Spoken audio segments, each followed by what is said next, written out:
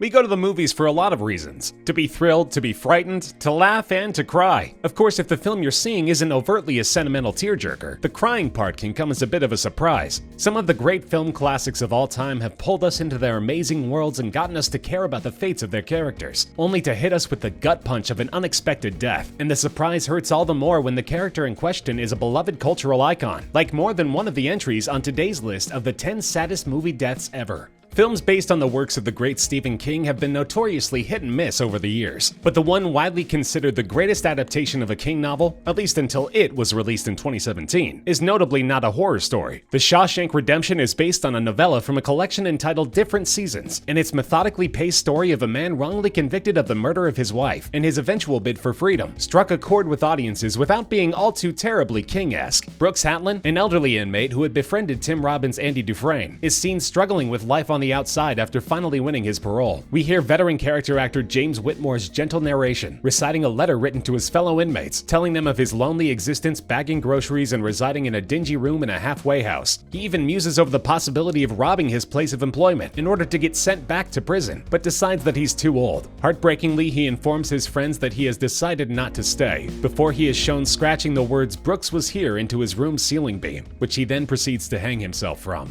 It's a poignant moment, in which the talented Whitworth invests with the full weight of his years, and the saddest in an emotional roller coaster of a film. Even though it only ran for one truncated season, the Fox TV series Firefly has amassed an enormous cult following. It followed the crew of the spaceship Serenity, renegades for hire on the run from omnipresent government entity the Alliance, and it has stuck in the hearts and minds of its fans largely due to its stellar cast, which included Nathan Fillion as Captain Mal Reynolds, Morena Baccarin as the companion Inara, and Alan Tudyk as fan favorite Wash, the ship's wisecracking pilot. The series was canceled in 2002, but in 2005, creator Joss Whedon treated fans to a final chapter in the form of Serenity, a theatrical coda to the series. Near the film's end, the Serenity is on the run for pursuers with Wash at the controls, and the pilot manages to pull off a daring escape, crash landing on a nearby planet while miraculously avoiding any casualties. Wash is in the middle of congratulating himself when the unthinkable happens. A metal beam penetrates the ship and impales Wash, killing him instantly in front of his horrified wife and Captain Reynolds. It's the most shocking and heartbreaking moment of the entire series,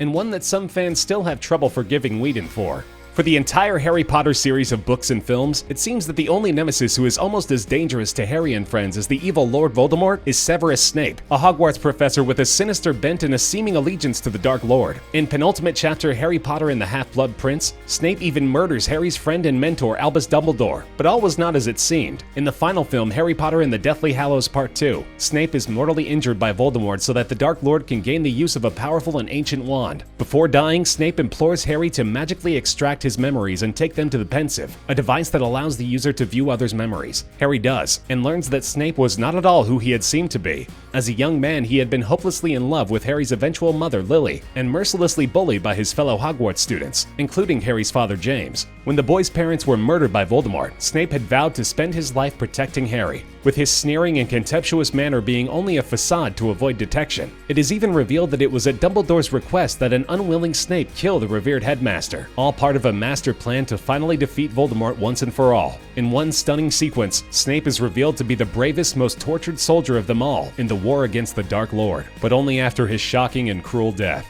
1991's Terminator 2 Judgment Day brilliantly flipped the conceit of the first film on its head, giving us Arnold Schwarzenegger's T-800 as a formidable protector rather than an unstoppable killer. The T-800 is sent back in time to protect a young John Connor, the future leader of the Resistance, from the onslaught of the T-1000. It's revealed during the film that the remains of the T-800 from the first installment were used to reverse engineer the technology used to create it, and after young John's protector finally manages to dispatch the T-1000 by pushing it into a vat of molten metal, sustaining a fantastic amount of damage in the process, the T-800 realizes that his continued existence means that the same thing could happen again. John's mother Sarah sorrowfully assists the T-800 in lowering himself into the vat, and as John tearfully begs him not to go, the machine delivers a line of unexpected tenderness.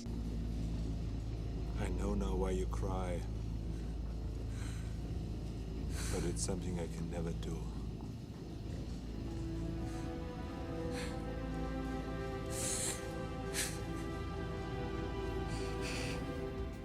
The T-800's demise is perhaps the most emotional moment of the Terminator film series, and the fact that it comes after our hero's ultimate victory makes it even more so. The opening sequence of Pixar's Up is a masterclass in dialogue-free exposition. After a brief scene showing our protagonist Carl meeting his future wife as a child, the sequence segues into a montage, which tells us all we need to know about how Carl became the bitter old man which he unquestionably is at the beginning of the proper story. We watch as Carl and Ellie get married and begin lovingly restoring an old house, all the while holding on to their childhood dream of visiting the famous Paradise Falls. But they're soon visited by tragedy. Ellie suffers a miscarriage, and the couple learn that they're incapable of having children. We watch as they grow ever older, and they finally save enough money for Carl to book their dream trip. But Ellie becomes ill, having to be hospitalized before they can depart. Carl, of course, is right by her side until one day, she's gone. The virtuoso sequence tugs at our heartstrings, forcing us to sympathize deeply with Carl before the film's story even kicks into motion. Pixar has built their brand by investing their state-of-the-art animated romps with truckloads of genuine emotion. So it should be no surprise that as moving as Up's opening sequence is, it's not their only entry to grace our list. 2016's Inside Out is the story of the personifications of the emotions of a young girl named Riley, who struggled to help her navigate a difficult time in life when her parents move across the country. A mishap occurs when Joy, voiced by Amy Poehler, and Sadness, voiced by Phyllis Smith, are accidentally expelled from Riley's control center and into the vault of her stored memories, where they encounter Bing Bong, an imaginary friend from Riley's childhood, who has been all but forgotten. Riley's emotional state is put in serious jeopardy when Joy and Bing Bong find themselves stuck in the memory dump, where discarded memories fade into oblivion. Before this fate can befall them, they attempt to escape by flying out of the dump on Bing Bong's song-fueled rocket-powered wagon. But after several failed attempts, Bing Bong realizes the wagon is too heavy with him aboard. As he begins to fade into nothingness, he surreptitiously disembarks, allowing Joy to escape the memory dump. But her jubilance quickly turns to dismay when she realizes Bing Bong's sacrifice. The imaginary friend who once promised to fly Riley to the moon on his magic wagon cheers Joy's escape, then issues her one last heartbreaking request before slipping away altogether. Take her to the moon for me, okay? And then most audiences miss the next minute or so of the film, because it's tough to see through all those tears. 1982's Star Trek II: The Wrath of Khan gave the crew of the USS Enterprise their most formidable villain yet, in Ricardo Montalban's genetically engineered super soldier Khan, back for revenge on Captain Kirk after years of exile on a harsh alien planet, as seen in the original series episode Space Seed. After suffering heavy losses at the hands of Khan and the crew of his ship the Reliant, the film's climax sees the Enterprise in danger of destruction, when a weaponized terraforming procedure known as Genesis is activated in their vicinity. Unable to escape the effects of Genesis due to a damaged warp drive, the crew steels itself for the worst. But Mr. Spock, the ever-logical Vulcan, has other ideas. He enters the warp drive's core to repair it despite high levels of radiation, and Kirk, who arrives too late to stop him, can only watch as his friend slowly dies. Spock utters a farewell not exactly typical of his emotionless character. I have been, and always shall be, your friend.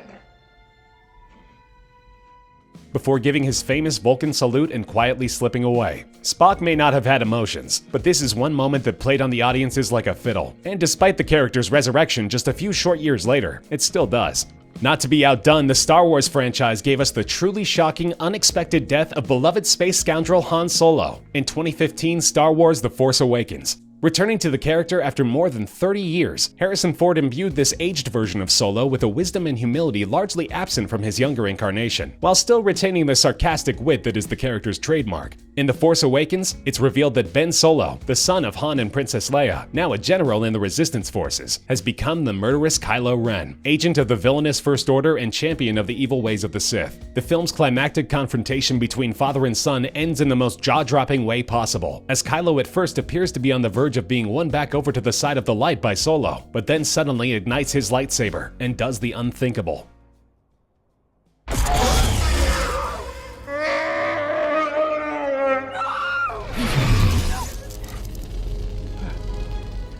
While it was undeniably a fittingly dramatic end for one of the most celebrated characters in all of pop culture, it was a serious jolt to the heartstrings of audiences, and surely one of the saddest moments in the entire Star Wars franchise. It's easy to forget that Ridley Scott's neo-noir sci-fi masterpiece Blade Runner was not terribly well received upon its 1982 release. Its status as one of the greatest science fiction films ever was only cemented by the dedication of its sizable cult fanbase over decades, and it's the poetic ending given to the film's terrifying villain, Rutger Hauer's psychotic replicant Roy Batty, that many of them been pointed to as the most obvious evidence of its greatness. After a harrowing, rain-drenched chase leading to the roof of an old building, Batty has bounty hunter Blade Runner Rick Deckard, played by Ford, right where he wants him, dangling helplessly over the edge. But as the android's body begins to fall, a visible change comes over him, and he has a sudden change of his artificial heart. He saves Deckard's life, then proceeds to deliver what is now widely considered to be among the greatest monologues in all of cinema.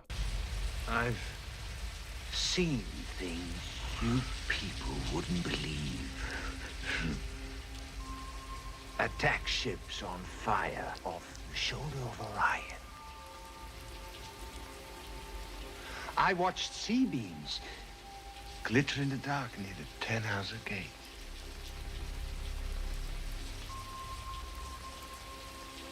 All those moments will be lost in time. Like tears in rain.